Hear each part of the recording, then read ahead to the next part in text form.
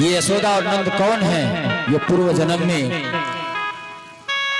वसु थे, उनका नाम था धरा और द्रोण। नंद बाबा का नाम था द्रोण और यशोदा रानी का नाम था धरा। दोनों ही भगवान के बहुत बड़े पुजारी थे, बहुत बड़े भक्त थे।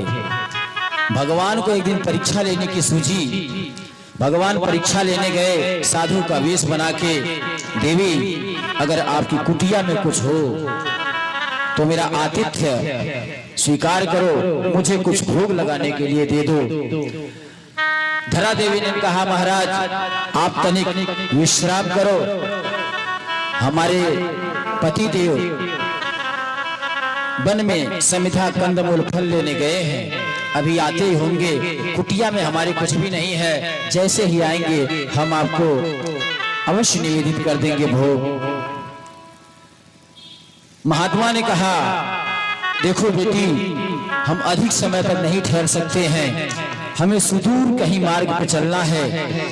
अगर तुम्हारी कुटिया में हमारे लायक कुछ हो तो दो, नहीं तो मैं यहाँ से जा रहा हूँ। धरा देवी घबरा गई कि हमारे द्वार से अतिथि निराश होकर चला जाएगा, बड़ा अधर्म होगा, बड़ा दोष लगेगा।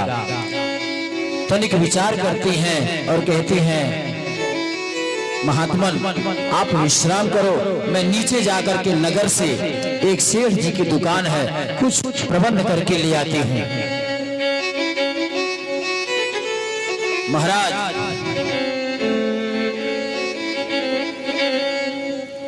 सेठ के पास जाती हैं। धरा देवी कहती हैं, भैया मुझे कुछ गुड़ और चने दे दो।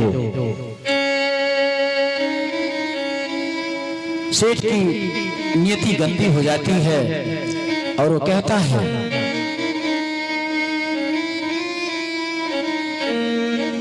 सुंदरी अगर तुम अपने दोनों वक्ष हमें दे दो तो हम तुम्हें गुड़ और चने अवश्य देंगे। धरा देवी बड़े धर्म संकट में पड़ी।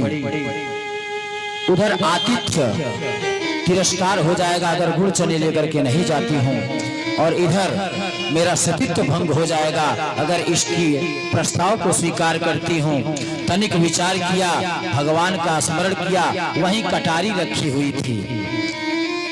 सेठ की चौकी पर कटारी रखी थी, कटारी उठाई हाथ से, दोनों वक्ष अपने काटे और सेठ की चौकी पर डाल दिया। मांगने की जरूरत नहीं समझी, एक मुट्ठी चना और एक गुड़ उठाया और अपने शरीर को लहूलुहान उस शरीर को ढकते हुए, उन चिथड़ों कपड़ों में लपेटते हुए, गिरते लड़खड़ाते उठते संभलते भागी भागी दौड़ी दौड़ी महात्मा के पास गई। महाराज ये आपके लिए गुड़ और चने लाई है। जैसे ही महात्मा ने देखा, महात्मा प्रसन्न हो गए और अपने असली रूप में आ गए।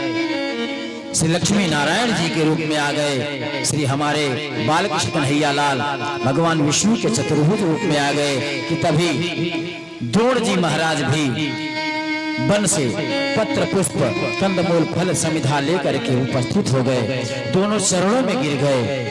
ठाकुर जी ने मैया के शरीर को स्पर्श किया। मैया अत्यंत सुंदरी दिव्यांगना के समान दीप्यमान हो गई। उनका शरीर पहले से और सुंदर पुष्ट हो गया। उन्होंने कहा, क्या चाहिए? आपकी सेवा भाव से मैं प्रसन्न हूँ, संतुष्ट हूँ, आप लोग वर मांगिए। धरा देवी और वसुदेव ने कहा, प्रभु अगर आप हमारी तपस्या से, हमारे सेवा भाव से संतुष्ट हैं तो हमें अपने वात्सल्य रस का दान करें, हमारे पुत्र हो जाओ आप।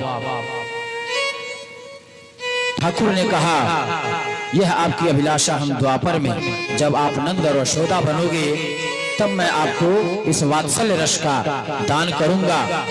और इतना ही नहीं, जो त्याग आपने किया है, जो हमारे लिए अपना बलिदान किया है, और जैसे ही उधर सेठ ने देखा था कि मेरी चौकी पर इस देवी ने अपने दोनों वक्ष काट के रख दिए, उस दोनों वक्षों को घबरा करके हाथ से उठा के पोखरी में डाल दिया था। और उस पोखरी में तत्क्षण एक केले का वृक्ष उगा और एक बांस का वृक्ष उगा। उधर नारायण ने कहा, देवी आपने जो मेरे लिए बलिदान दिया है, आज के बाद ये आपका बलिदान जाया नहीं जाएगा। प्रत्येक पूजा पाठ में, यज्ञ में, याग में आपका यह केले का वृक्ष और बांस का वृक्ष ये अवश्य लगाया जाएगा, पूजनीय रहेगा। बोल वृंदावन बिहारी लाल की, भक्त वत्सल बाल कृष्ण कन्हैया लाल की।